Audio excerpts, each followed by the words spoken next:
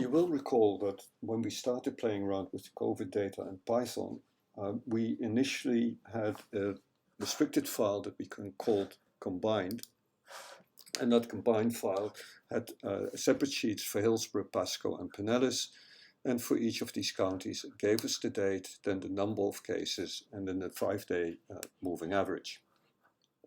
And what we're going to do is we're going to use that file, which you can download from the page, to create a line chart to show the moving average for Hillsborough. Since we're going to want to read in an Excel file, we again have to read in the read Excel library, and we also want to connect to the ggplot2 library so that we can use the ggplot functions.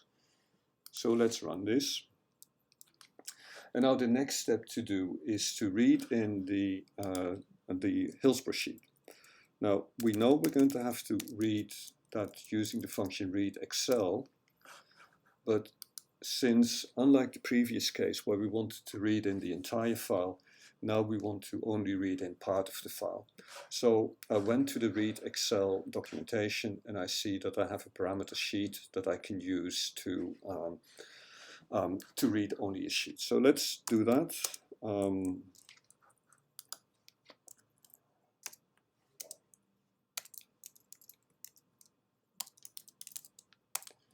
So the file I want to read in is combined.xlsx, and the sheet that I want to read in is Hillsborough. Okay, now that's going to come in as a tibble, so I'm going to make that a data frame.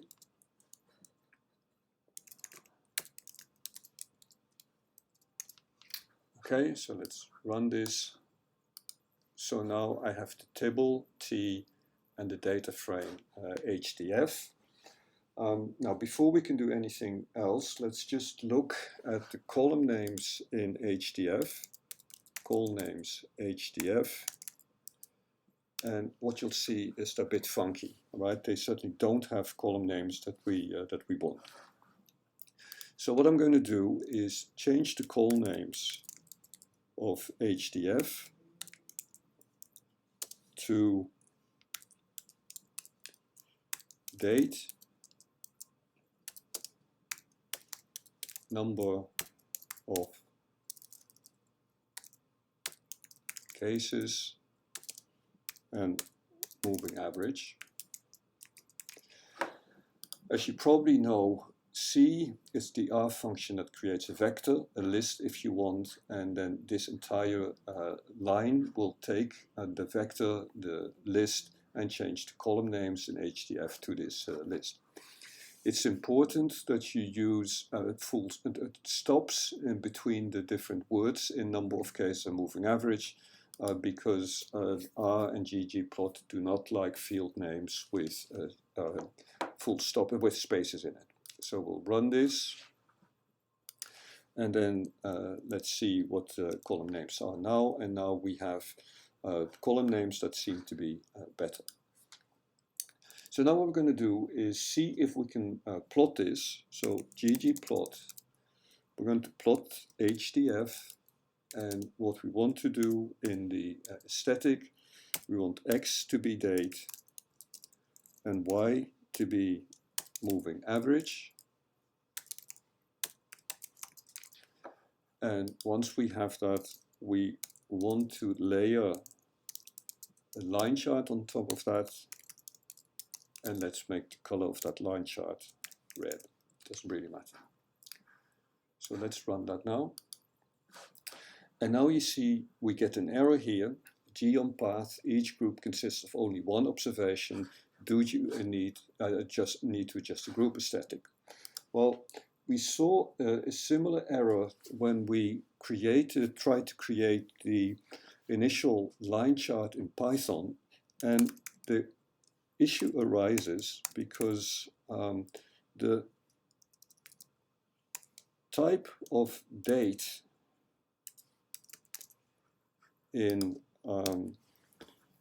the HDF data frame is a character, not a date. And in fact, we can look to see what they look like. They've come in, and you see what it is the full name of the month, followed by the day, followed by the year in 4 digits.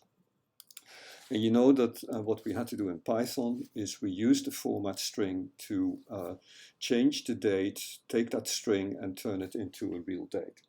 Well, we can do something similar in Python as well, and in R as well. So we're going to reset that, that date column by using the sDate function. Again, do that over date, and then we need to use the format string. The Canvas page contains a link to the documentation on how to create these format strings. A full month written out is B, capital B. The day is always %D, and then the year, if it's in 4 digits, is %Y. So let's run this,